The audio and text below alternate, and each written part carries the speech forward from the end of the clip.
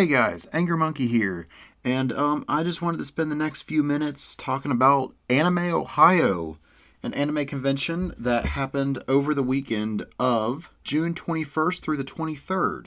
Now, I wasn't there at all on the 23rd, I was only there on the 21st and 22nd, but I don't know, I just kind of figured I'd talk about it for a few minutes. I got some footage of me going through the convention, through the vendor rooms and down the hallway. And yeah, I think this one was probably, I don't want to say the best Anime Ohio that I've been to, but it's definitely been better than the last couple of years. Now, as far as the panels are concerned, this is the second year, I believe, where the convention was 3 days. Because I remember a few years ago, it was only one day, and then 2 years ago, maybe, or was it last year, that it was Friday and Saturday, and then this year was Friday, Saturday, Sunday. I can't remember. But it is now to the point where it is a 3-day convention instead of 2017 or 18 where it was a 1-day convention. So it has grown a lot in the last few years. However, like I said, the panels were a little lacking. I mean, there were plenty of video game tournaments throughout the weekend. There was Mario Kart, Mortal Kombat, Tekken 8, multiple Smash Brothers tournaments. So you had a lot of cool tournaments happening. Unfortunately, they didn't have a lot of just sit down and play with your friends casually. Everything, all the Smash Brothers switches were all set up for the tournament, which is a little unfortunate because it'd be kind of fun to sit down and play against a friend for a couple rounds just to kill a little bit of time or whatever, especially since, again, it's a 3-day convention with only one panel room, which has been my problem for the last few years with this place, because if you're not interested in that panel, then you got nothing to do for the next hour except for walk around and shop. So that's a little disappointing, especially when I'm so used to bigger conventions. Even Animatic Con, which sadly the last year of that was 2021, but even that had 4 or 5 panel rooms. So there was still plenty of things to do there, even if one panel doesn't catch your eye. The other unfortunate thing with the panels this year is that a lot of them were repeats of last year. They had the same Yu-Gi-Oh panel as last year. They had the same Pokemon panel as last year, which I've been to that one 2 or 3 times. And, I mean, I love the history of Pokemon, but it's the same panel 4 years in a row or something like that. It's multiple years in a row. There was also the same Steven Universe panel. And apparently the Hiroyuki Imaishi How to Tier Anime is Made, that one apparently was here last year as well, but I didn't go to it. I maybe didn't know what it was, but I thought, I'll check it out because I read the description. It sounded interesting. And it was interesting because I actually went to school for animation, for those who don't know. In fact, that's how I learned how to do a lot of the stuff that you see on the channel as far as video editing and graphic design and animation. I learned all that in college. So I always take an appreciation for animation type stuff. And Imaishi, the guy that's known for Kill la Kill and Gurren Lagann and Promare, did some keyframe animating for Gainax before he went to Studio Trigger. So yeah, he's pretty renowned at just being awesome. And the panels used clips of his shows that he worked on to show the 12 principles of animation, like secondary animation and squash and stretch and anticipation, like all those principles of animation that I learned in college, or a lot of them that I learned in college, and how they're used in anime. And that was really interesting. I don't want to say that was the highlight of the convention, but it was a pretty big highlight of the convention. I actually really enjoyed that panel. So if that one's there next year, I might go to that one again because, again, I find that type of stuff interesting. Of course, there were a few voice actor panels. Like Morgan Berry was there and Kelly Sheridan was there. There was the cast of Death Note because you had both Light and L were there, and I'll get back to that in a minute. So yeah, there were some good panels this year, but a lot of them were on Sunday, which I wasn't able to go on Sunday because Sundays are a kind of a busy day for me, so I only went Friday and Saturday. So yeah, maybe if they would have swapped some of the panels around, I would have gone to a few more panels. And again, I would love to see more panels available. Have at least 2 panel rooms, 2 or 3. I mean, you don't need to go all crazy with the panel rooms, but just have a little bit of variety. That would go a long way with Anime Ohio. Now, speaking of the voice actors, I met 4 voice actors. Damian Clark, the younger Toguro brother from Yu Yu Hakusho, who is also Cell in Dragon Ball Z and Scar in Full Metal Alchemist. Now, J. Michael Tatum took over for Scar in Brotherhood, but he did voice Scar in the original, so I got him to sign for FMA and DBZ and YYH. It's funny how they all have very common abbreviations there. Anyway, I met him. Then I walked over to Alessandro Giuliani, who is the voice of L in Death Note, and got to get a really cool, not really holographic, but kind of a really nice print of the Death Note characters, because Misa and Ryuk are going to be there as well, which would have been really cool to have the 4 main characters. Unfortunately, Ryuk and Misa both had to cancel, but I did get to meet L, and I'll talk about Light in a minute. But one of the things I thought was pretty cool, I talked to Alessandro. I said, hey, I was looking at your filmography, and there was one of your more obscure roles that caught my eye, and that was voicing a Bionicle in the Bionicle movies. So for those who are into Bionicle, Toa Vakama from Legend of Metro Nui and Web of Shadows was the same guy that voiced L in Death Note. So I thought that was a kind of cool thing there. And so he actually says, that role is not as obscure as you think it is. And I'm like, oh, really? He says, you'll be surprised of how many fans wanted me to sign their Vakama figure or the Metro Nui movie. And I'm like, oh, that's cool. I didn't know that there were... I mean, I know that there's still a pretty big Bionicle fan base, but I didn't realize that it was like that big or whatever. So I got to talk to him a little bit about that, asked him if he was familiar with Bionicle before he voiced that character, and he says, no, I don't really know anything about any of the shows that I work on until I work on them. And he points to the poster behind him with L on. He says, I didn't even know what Death Note was until I started working on that. So that was kind of interesting to talk to him about that for a few minutes. And he also mentioned that he ran into a fan who told him about a Bionicle convention, which I didn't know existed, and he didn't know it existed either. But that was a really cool thing.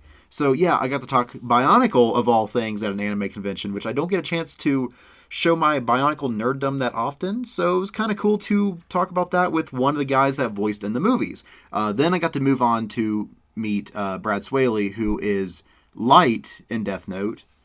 And one of the things I got to ask him was, how many fans give you potato chips? And he says, you'll be surprised on how many fans bring me different flavors of potato chips. And he says, which is fine because I'm a potato chip connoisseur. So he's excited to try all different flavors of potato chips. Now, one of the things I thought was funny was the guy that took our picture was named Brad as well. And so he's like, oh, okay, so we're going to have to fight to the death and all that, which I thought was pretty funny. I almost had him sign my Death Note because I do have a Death Note. I don't know how comfortable you are with signing the Death Note because just in case it happens to work or whatever. And we made a joke about that. And I said, unless you want me to write in there, like, dies peacefully at age 100 in his sleep or whatever. And he says, make it 102, just to be on the safe side. I'm like, all right. So that was a fun interaction that I got to have with the voice of Light from Death Note. And then I walked down to Peter Kalamis, which he voiced Goku in a different dub of Dragon Ball, and you also had the original Ocean dub of Goku there as well, which I'm familiar with the Sean Schemmel Funimation dub, so I didn't even bother with those. But I visited Peter Kalamis because I know him best as Rolf from Ed, Edd n Eddy, and there was a Rolf with a spirit bomb picture, and I'm like, that is the funniest thing ever. I almost had him sign that. But I also thought, there's this picture of Rolf here. And he says, well, we also have these planks available. And I said, you have a plank? So I actually got to buy plank, which is kind of weird to buy plank from Rolf, not Johnny. But I still got to buy a correct plank. Like, the eyes are all lopsided, and like all the chips are correct. Like this was a custom made. I mean, not custom made because there were plenty of them there, but these planks were made like exactly like how they would be on Ed, Edd n Eddy, which was fantastic. I thought, I gotta get this. And he's like, do you want a quote on it? I said, yeah. So life has many doors, Ed boy. And he got to do the voice for me, which was really fun. So yeah, that was really cool. I got to meet all the voice actors in like 40 minutes between, because I got there at like 5:26, and I met all the voice actors at like 6:04. So yeah, like 38 minutes, I got to meet all these voice actors, have all these great stories to share, which I'm now sharing with you guys in this video as convention stuff is playing in the background. Now, as far as the vendor room, which is the other big thing I want to talk about, is this might be one of the best vendor rooms that I've seen at Anime Ohio, because the last couple years were really disappointing. Like 2022, there was like no DVD booth, or maybe one. There was one DVD booth. I remember that because they had some stuff on sale. So like everything was like half off or under $20 or whatever. They, like not everything, but they had a section of everything was like severely discounted. So I got to pick up a few anime there. And they were there this year, but I guess they were just trying to get rid of some backstock or like overstock or something. I don't know. But they had at least 3 DVD booths instead of the one that they had last year. Yeah, last year there was only one DVD booth. And they were a little pricey, unfortunately. So yeah, if you wanted to buy anime from an anime convention, it had to be from that one specific booth, and they could pretty much charge whatever price they wanted, which is unfortunate. But like I said, this year there were at least 3 of them, which was great. You had, like 4 cosplay shops with a bunch of swords. Most of them were plastic or wooden swords. None of them were the metal swords that I have in my collection, but they're good cosplay props. So anyway, there was a lot of those there. I don't really like when they have the artists mixed in with the dealers. I kind of like having those separate, so that way you can, I don't know, you go in here for the artists, you go in here for the vendors. When they're all kind of mixed together, it just kind of, I don't really know how to describe it. I'm not a fan of that. I like when they're separate. So you go in there like, okay, these are the people that created stuff, which is pretty cool.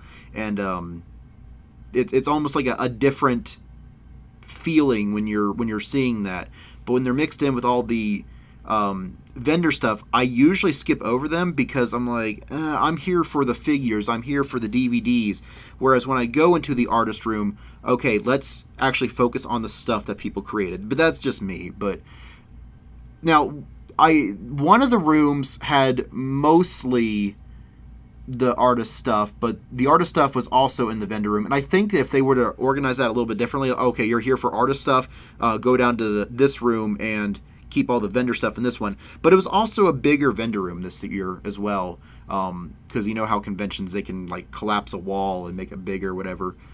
So it was more spaced out. There was more space to walk in between aisles, so it didn't feel as cramped. I mean, it was still pretty crowded throughout a lot of the day on Saturday, but you actually weren't packed like sardines in a can, which was great. And like I said, there was just the quality and quantity of good anime stuff. It was better this year. One more point I want to make on the panels, because like I said, the panels were better. A lot better than last year, because they had a lot of, I remember last year they had a lot of artsy related panels, kind of like how the year before that they had a lot of cosplay panels. So at least the variety was better this year, even on the panels as well. Like one of the things last year was like ball jointed dolls or whatever, which has very little to do with anime at all. And if you're at an anime convention, you want to see anime related panels or video game related, something nerd culture that's not necessarily a niche thing like ball jointed dolls or whatever, or even some of the cosplay stuff, which is still relevant to the anime community, but don't make everything about cosplay specifically. Anyway, I just wanted to talk about that real quick. So, yeah, like I said, I had a pretty good experience at Anime Ohio. I think it would be better if they were to give not only more variety of panels, like I said, they did a good job on the panels, but give us more of that and also give us multiple choices for panel rooms. So you want to go into panel room A for this, panel room B for this, and have them happening at the same time. I mean, yeah, you're going to have some overlap there. You want to go to both potentially, but like I said, there's more things to do, and that's kind of the important thing when it comes to a convention. You got to have things to do outside of just people watching and shopping. So, anyway, since I said the vendor room was pretty good this year, I guess I should describe what I got. I got 3 anime figures. I got all of those from one booth, and it was a buy 2, get 1 half off, so I got a little bit of a deal. But I got a Kurama from Yu Yu Hakusho, 30th anniversary edition of him, which is cool. Adult Sasuke from Boruto, and Chika from Love is War. So those are the figures I got. I got a bunch of anime as well. A few of these were on sale. A few of them were on par with Amazon, and I guess there's probably a couple that I probably overpaid a little bit, but nothing that I overpaid outrageous. But these were series that either A, I've been looking for a while, or didn't know that they were out, or things that were on my wish list, stuff like that. Because I've never seen Gate. It's been on my watch list for a while, and I've had it in my cart on the Sentai Filmworks website, and I never bought it. So I wanted that. Overlord Season 2 was actually one of the cheaper DVDs there, which was pretty cool because Overlord Season 3 was like $60 or $70, and Season 2 was only $35. And I thought, oh, yeah, I'll get that. Konosuba Explosion in This Wonderful World, which is the Megumin spinoff, which I forgot was a thing. But Megumin's my favorite character from Konosuba, so yeah, it's got Megumin in it. I gotta get it. Dr. Stone, New World, which is basically Season 3, Part 1. I have not seen Season 3 yet, but I love Seasons 1 and 2. So I got that, so that way I can watch Dr. Stone. I mean, I guess I could on Crunchyroll, but you know what I mean. ReZero Season 2. I love ReZero. It's one of my favorite anime of all time. So the fact that it took me this long to get Season 2, I mean, it took them a while to get Season 2 made in the first place, as far as like, well, for one, you got to wait until 2021 did it come out, and then the DVDs didn't come out till like 2023 or something. I'm probably wrong on all that. This is just based off of memory. I just know that it took them the longest time to release that. But I got it now, and I'm super excited. I got Mob Psycho 100 Season 3, so now I have all 3 seasons of Mob Psycho. Fantastic series, by the way, if you guys have not seen that. It's great. And then I got 2 games as well, which check out the Retro Game Treasure unboxing video where I go into that and all my video game pickups during the month of June. But I got Dragon Quest VI and a Yu Yu Hakusho game, both on the Super Famicom. So, yeah, that pretty much wraps up this video. Talking about Anime Ohio went on longer than I wanted it to, but it happens, I guess. I like to ramble on. I like to talk. So, anyway, if you haven't yet, don't forget to like the video, subscribe, hit the bell so you're notified when another video comes out, whether it's an anime-related video or most likely a video game-related video, because this is a video game channel mostly where we sprinkle in some anime content here and there. I also have a Facebook page where you can follow me on Facebook, where I basically post the same videos on YouTube as I do on Facebook, but it's just another way to interact with you guys if you want to. I have an Instagram as well, which I forget that I have until I advertise a video like this. And then I always say, yeah, I'm going to do something with that, and I never do. But follow me on there anyway, because you never know when I'll post something on there.